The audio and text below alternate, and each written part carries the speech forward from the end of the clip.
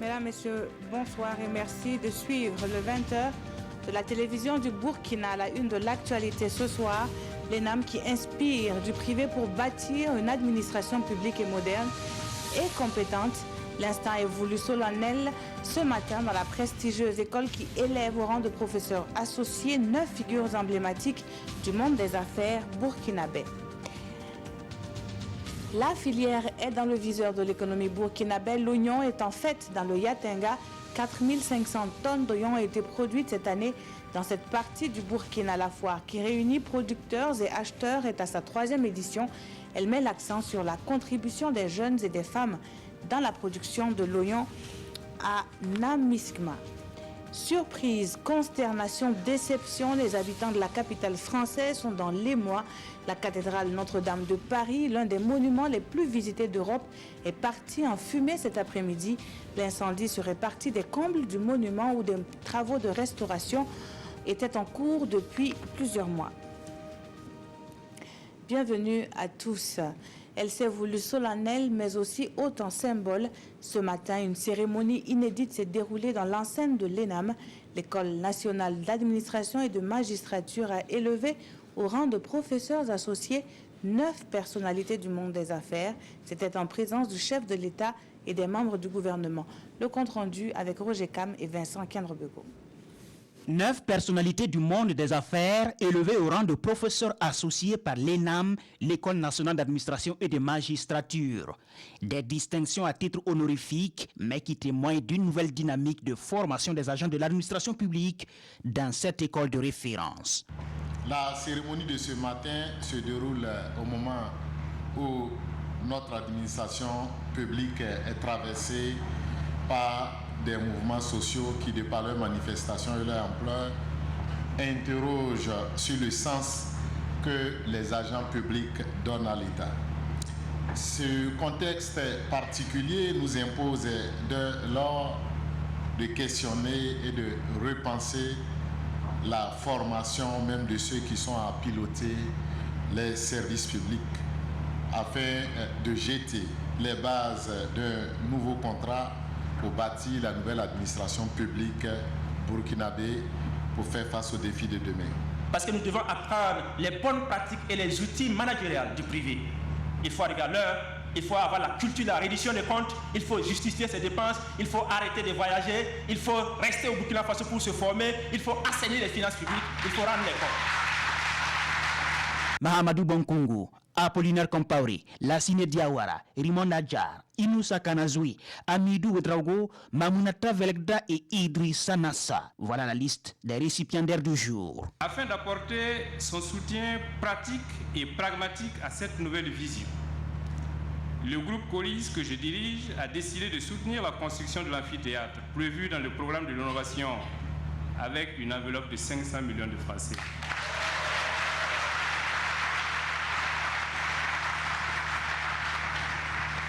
Le groupe Planor, dirigé par M. Apollinaire Compaoré, apporte son soutien à la construction de l'amphithéâtre avec une enveloppe de 500 millions de francs CFA.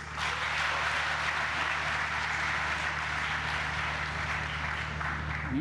Bonkungu Mahamoudou du groupe Ebomaf apporte son soutien à travers une contribution de 540 millions de francs CFA. M.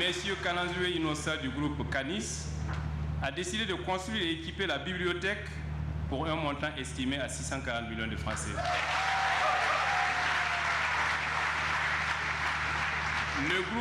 Le groupe Ramadan, dirigé par M. Amidou Ouedraogo, a proposé la construction et l'équipement de la cafétéria pour un montant de 400 millions de francs CFA. Au total, 2 milliards et 500 millions de francs CFA donc pour la construction de la cafétéria, de la bibliothèque et de l'amphithéâtre au profit de l'ENAM. Et le président du Faso de procéder à la pose de la première pierre, marquant le lancement officiel des travaux. C'est une nouvelle démarche pour intéresser également les éléments du secteur privé à pouvoir investir dans le domaine de la formation. Vous savez que le capital humain, c'est la nécessité, c'est la première richesse des pays. Il y a des pays où vous n'avez ni or, ni diamant, ni pétrole, ni rien. mais c'est le capital humain qui a permis de développer ces pays-là. Et nous sommes tout à fait fiers de constater que les opérateurs économiques, un certain nombre, ont accepté d'adhérer à cette philosophie, ce qui sera un plus pour les élèves, les énarques, puisque ça leur permettra d'étudier, de travailler et d'apprendre dans de meilleures conditions et de pouvoir servir l'État burkinabé. L'ENAM a 60 ans et ses nouveaux dirigeants annoncent beaucoup d'innovations dans ses enseignements, alliant la théorie à la pratique. Et même qu'une formation militaire de 45 jours est désormais obligatoire et sur le terrain pour inculquer aux futurs agents publics tout le sens de l'État qu'ils doivent servir. Ici, c'est le partenariat entre parlementaires qui est prôné. Des sénateurs français sont en visite au Burkina Faso, membres du groupe d'amitié France-Afrique de l'Ouest. Reçus en audience ce lundi à l'hémicycle, les parlementaires français ont fait le point de leur séjour qui va aboutir à l'élaboration d'une feuille de route d'action tendant à renforcer la coopération entre parlements burkinabés et français. Idrissa Ouarga et Pascal Canet. Une délégation du groupe d'amitié France-Afrique de l'Ouest du Sénat français rend visite au chef du Parlement burkinabé. Ces sénateurs français viennent échanger avec Alassane Bala Sakandé sur le renforcement de la coopération entre les deux parlements. La délégation française s'est déplacée au Burkina Faso dans un double but. D'une part, raffermir les liens avec le groupe d'amitié ici Burkina Faso France de l'Assemblée nationale. Le deuxième objectif est naturellement de réaffirmer si fort lien entre le Burkina Faso et la France sur différents plans. Le président de l'Assemblée nationale ici nous a réaffirmé sa volonté de travailler en accord avec nous, a chargé Monsieur le président du groupe d'amitié et les présidents de commission de travailler dans le détail une éventuelle feuille de route pour les deux groupes d'amitié. Et nous en sommes véritablement ravis. Une rencontre d'échange et de travail est prévue entre les deux groupes d'amitié parlementaires en marge de cette visite. Des échanges qui vont aboutir à l'élaboration d'une feuille de route d'action en faveur du raffermissement de leur coopération. Mais déjà, des actions liées entre autres à l'éducation, la sécurité et le renforcement des capacités des parlementaires sont envisagées. Les acteurs du ministère en charge de l'éducation nationale prennent connaissance avec les nouveaux curricula d'enseignement, les documents adaptés aux réalités socio-culturelles du Burkina. Voilà ce que vise le département de Stanislas Ouaro. Pour cela, ces acteurs sont invités à se pencher sur 47 guides pédagogiques au profit des enseignants du préscolaire, du primaire et du post-primaire. On en sait plus avec Salif Oubelem et Aruna Marie. De nouveaux guides pédagogiques pour les enseignants du préscolaire, du primaire et du post-primaire. Au nombre de 47, ces guides vont désormais leur servir de support afin de mieux préparer les cours. L'insuffisance des documents pédagogiques et leur contenu inadapté justifie la production de ce nouveau manuel soumis ici pour validation. Donc ces guides-là sont des guides rédigés sur la base des nouveaux curricula, donc qui sont en train d'être mis en œuvre dans le cadre de la réforme curriculaire. Et donc ça va permettre de, on va dire, révolutionner donc le système éducatif, parce qu'on prend en compte donc dans ces guides-là donc les savoirs endogènes dans un pourcentage assez intéressant, et aussi on prend en compte donc des aspects de formation donc des élèves sur plus de compétences pour qu'ils soient mieux adaptés donc au développement économique et social actuel de notre pays.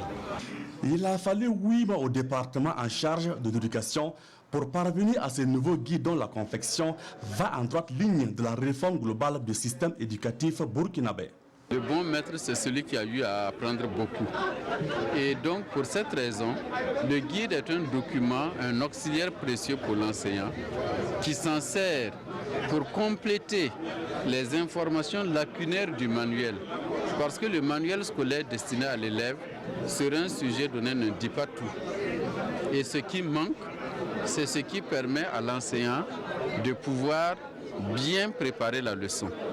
Ensuite, le guide a aussi l'avantage de dérouler les méthodes d'enseignement-apprentissage. Parce que dans le domaine de l'éducation, il y a toujours deux choses, le contenu à enseigner et la manière de le dire.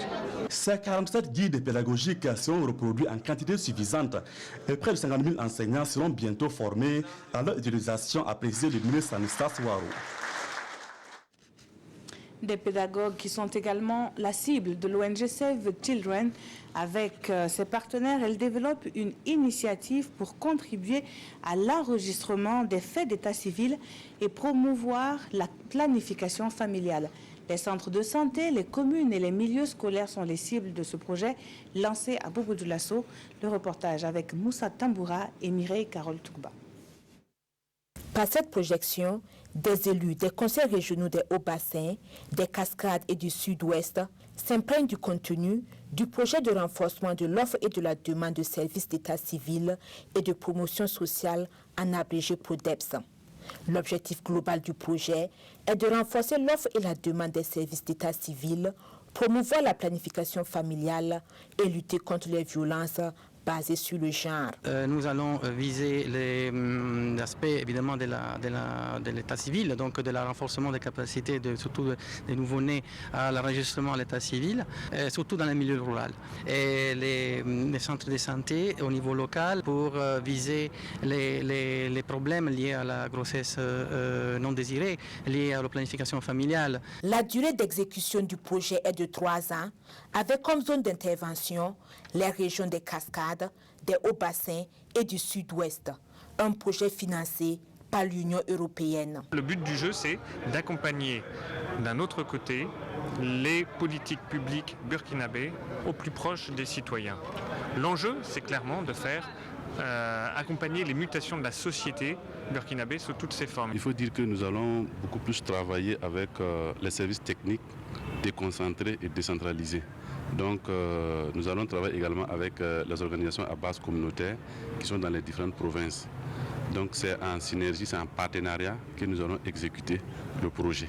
Le projet PRODEPS est exécuté par l'ONG Save the Children et le réseau africain jeunesse, santé et développement au Burkina Faso. Il y a aussi cette formation qui intéresse les chargés de communication des départements ministériels et institutions du Burkina. Ils sont outillés sur la gestion efficace des sites web du gouvernement qui entre dans le cadre donc du projet e-Burkina, un projet porté par l'ANPTIC, l'Agence nationale de promotion des technologies de l'information et de la communication. Déroule ainsi le contenu de ce programme qui va permettre à terme de doter les institutions nationales de sites web fiables. Précision avec Sié Lassina Ouattara et Mounira Kéré. Ces hommes et femmes sont en charge de la communication des différents départements ministériels et institutions stratégiques du Burkina. Beaucoup d'entre eux s'occupent des plateformes web de la communication gouvernementale. À cette session, ils reçoivent l'information nécessaire pour des sites web plus sécurisés, des sites fiables et faciles à mettre à jour. La cérémonie qui nous réunit en ce jour concerne la composante refonte des sites web du projet de l'ANPTIC qui consiste à relooker l'ensemble des sites web, sinon à leur donner un contenu et des formats qui conviennent aux ambitions que se sont fixées les membres du gouvernement. L'accent est mis sur le projet e-Burkina de l'Agence nationale de promotion des TIC, un projet né pour doter le gouvernement de sites web sécurisés et ses acteurs chargés de la gestion de ces sites seront dotés de moyens nécessaires pour la réussite de leur mission. Des moyens seront déployés et sont déjà déployés pour d'abord donner une nouvelle vie aux différents sites web et ensuite accompagner vraiment le travail qui consistera à répondre aux besoins des citoyens en termes de mise à disposition de l'information. Cette formation est voulue par le ministère en charge de la communication en partenariat avec l'ANPTIC et durant 5 jours, les participants seront dotés de rudiments nécessaires pour donner une belle image du Burkina à l'échelle nationale et internationale. Ils vont certainement utiliser les technologies de l'information et de la communication pour booster leur nouvelle structure. L'Association des jeunes opérateurs économiques et commerçants du Burkina se fait officiellement connaître. Dans la capitale économique, les responsables de la structure ont décliné la vision de l'association forte d'une centaine de membres. Le point avec Lamine Karantao et Ismaël Saturnin-Paré. C'est une soirée qui lance officiellement les activités de l'AGOCB, l'Association des jeunes opérateurs économiques et commerçants du Burkina, une association qui veut contribuer à sa façon à l'essor du secteur privé burkinabé tout en protégeant les intérêts de ses membres. Cette association a pour objectif d'unir les commerçants, les opérateurs économiques et tous les acteurs du monde des affaires afin de propulser l'économie de notre pays. Cette soirée est une occasion pour les autorités politiques et celles du monde des affaires de saluer l'initiative de l'AGOCB. Elles adressent leur encouragement à cette jeune structure à toujours travailler pour le rayonnement de l'économie du pays. Ces jeunes opérateurs-là ont estimé à un moment donné que c'était bon qu'ils se mettent ensemble pour pouvoir bénéficier de ce qu'un groupe constitué peut bénéficier, notamment les formations, pour pouvoir donc mieux faire les activités en respectant la réglementation. C'est aussi des gens qui ambitionnent de faire en sorte que l'expression secteur privé, moteur de la croissance, soit davantage une réalité. La main dans la main, on va très loin. Rien de tel que de se mettre ensemble pour permettre à chaque membre d'association d'apporter et de recevoir au sein de la grande famille qu'ils ont aussi créée aujourd'hui. Cette cérémonie de lancement officiel des activités de l'AGOCB est le lieu de reconnaître le mérite de certaines personnalités qui ont contribué à la concrétisation de l'association. Aussi, une enveloppe de 2 millions de francs CFA est remise au centre social de Colma pour soutenir son œuvre humanitaire. Direction à présent le village de Tougou, dans la commune de Namisgma, dans la province du Yatenga. La localité a abrité ce week-end la 3e édition de la journée promotionnelle de l'oignon. La filière fait vivre plusieurs centaines de producteurs formés en majorité de femmes et de jeunes. Et justement, cette année, la contribution de la production à l'autonomisation socio-économique de cette frange de la population est au centre des échanges. Abdelkader Sawadogo avec Alidou Alain Savadogo. C'est une soixantaine de stands d'exposition de diverses variétés d'oignons qui servent de vitrine de la 3e édition de la journée promotionnelle de l'oignon à Tougou, dans la commune de Namisgma. Une commune qui a produit en cette année 4500 tonnes d'oignons avec des revenus estimés à 650 millions de francs CFA. Ce rendez-vous des producteurs maraîchers avec les responsables du secteur agricole permet aux acteurs de la filière oignon d'échanger sur les difficultés qui entravent leur production. Les besoins prioritaires liés à la filière oignon, d'abord c'est la disponibilité de l'eau. Et vous savez, on parle de maraîchage quand il y a l'eau.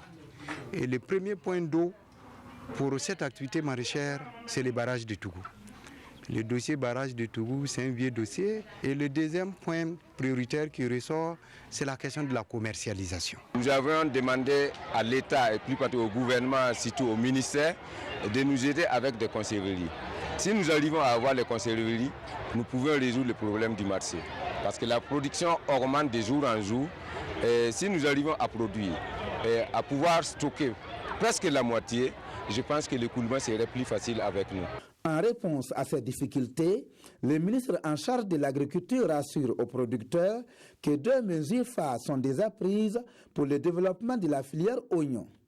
Il y a un travail qui est en train de se faire, surtout particulièrement dans la région du Nord, qui est la première région de production de cultures maraîchères. Donc on est en train de voir comment travailler à améliorer, à réhabiliter le barrage, surtout particulièrement ici de Tougou. Cette année particulièrement, nous sommes en train de construire un contrat d'achat qui va faciliter, qui va permettre d'organiser la vente de l'oignon. Au cours de cette journée promotionnelle, certains producteurs ont vu leurs efforts récompensés par le ministère de l'Agriculture.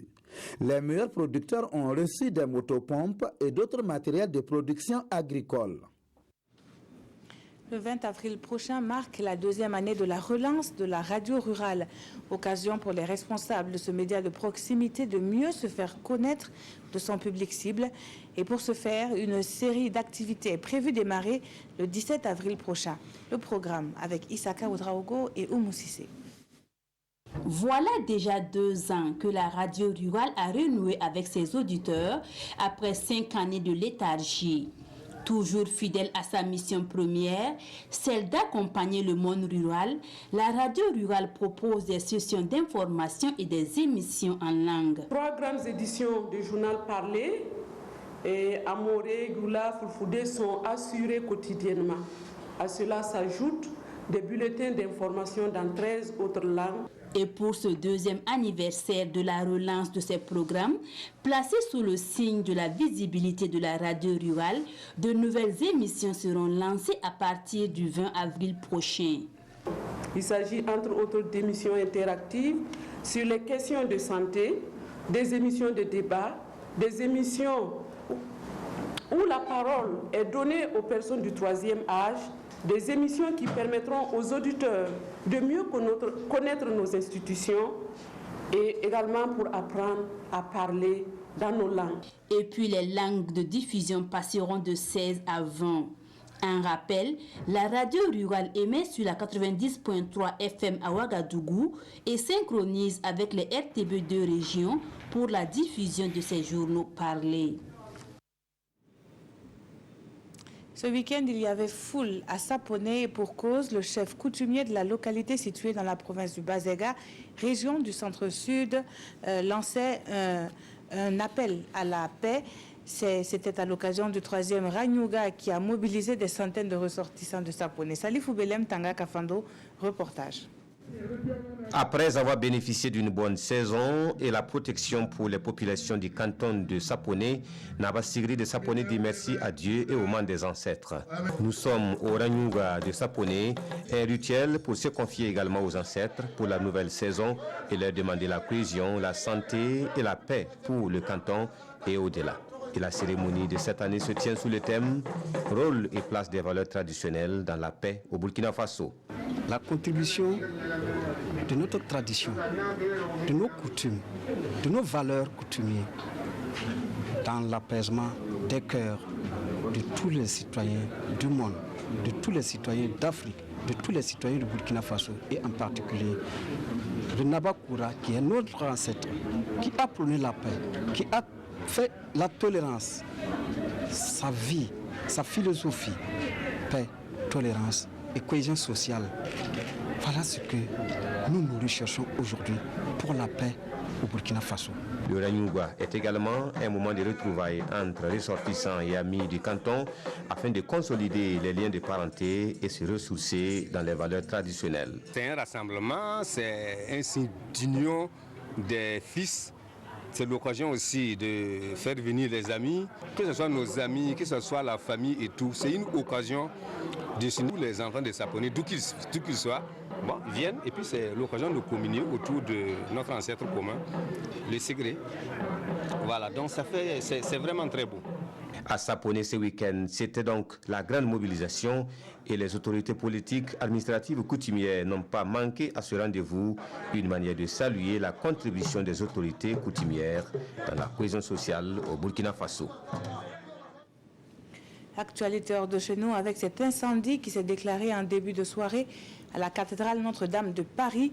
Le monument qui vient de fêter son 856e anniversaire a été ravagé par des flammes pendant plusieurs heures.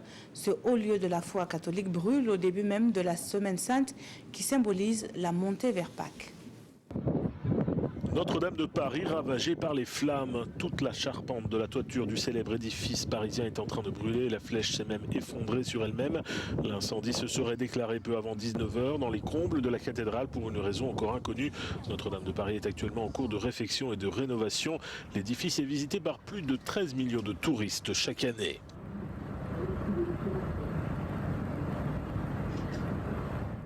À Khartoum, les manifestants maintiennent la pression devant le QG de l'armée. Ils veulent un changement de fond avec un transfert du pouvoir à un gouvernement civil. Ce lundi, les organisateurs des manifestations au Soudan appellent les protestataires à rester mobilisés devant le siège de l'armée, dénonçant une tentative de dispersion du sit-in qui mobilise depuis 10 jours des milliers de personnes. Les organisateurs des manifestations au Soudan dénoncent des tentatives de disperser le sit-in devant le siège de l'armée à Khartoum et appellent à poursuivre la mobilisation. Des témoins assurent avoir vu des soldats démanteler des barricades installées sur des routes aux alentours du quartier général de l'armée soudanaise. Le gouvernement a en effet été démantelé, mais nous avons encore des exigences, explique cette femme. Les organisateurs des manifestations demandent que le pouvoir soit remis aux civils et que le Conseil militaire de transition se démette des fonctions qu'il s'est lui-même attribuées. Ce que nous attendons de vous, et nous espérons que tout le monde sera d'accord, c'est dans un court laps de temps un individu indépendant et patriotique pour le poste de Premier ministre. Omar al-Béchir a été destitué jeudi dernier après 30 années passées au pouvoir. Le tribunal pénal international l'accuse de génocide, de crimes de guerre et de crimes contre l'humanité dans la région du Darfour. Le Conseil militaire de transition indique qu'Omar el-Béchir ne sera pas extradé. En Libye, l'offensive du maréchal Haftar pour s'emparer de la capitale Tripoli fait voler en éclats le processus de paix que tentait de mettre en place l'ONU. Selon l'OMS, l'Organisation mondiale de la santé, au moins 121 personnes ont été tuées et 561 autres blessées depuis le 4 avril dernier, date à laquelle les troupes du maréchal ont entamé leur avancée vers Tripoli. S'emparer de Tripoli, la capitale libyenne, c'est l'objectif des forces du maréchal Khalifa Haftar, l'homme fort de l'est du pays. Depuis 10 jours, les combats font rage entre son armée nationale libyenne et les forces du gouvernement d'union nationale basées à Tripoli. Après 10 jours d'affrontements, c'est le statu quo sur le terrain. Les combats ont lieu sur les mêmes lignes de front à Inzara et Al-Swani et le bilan est lourd. L'OMS parle de 120 morts. Soumis à une pression internationale pour faire cesser son avancée sur Tripoli, le maréchal Haftar est parti au Caire pour y rencontrer le président égyptien Abdel Fattah al-Sisi, un de ses plus fervents soutiens. Dans un pays plongé dans le chaos depuis la chute du régime Kadhafi en 2011, les organisations internationales craignent que les civils ne fassent une nouvelle fois les frais des violences. Ils sont nombreux à fuir, direction la Tunisie, où les contrôles à la frontière ont été renforcés. L'ONU fait état de 13 500 personnes déplacées en raison des combats. Voilà qui met fin à ce journal. Merci de l'avoir suivi. Très bonne soirée sur la télévision du Burkina.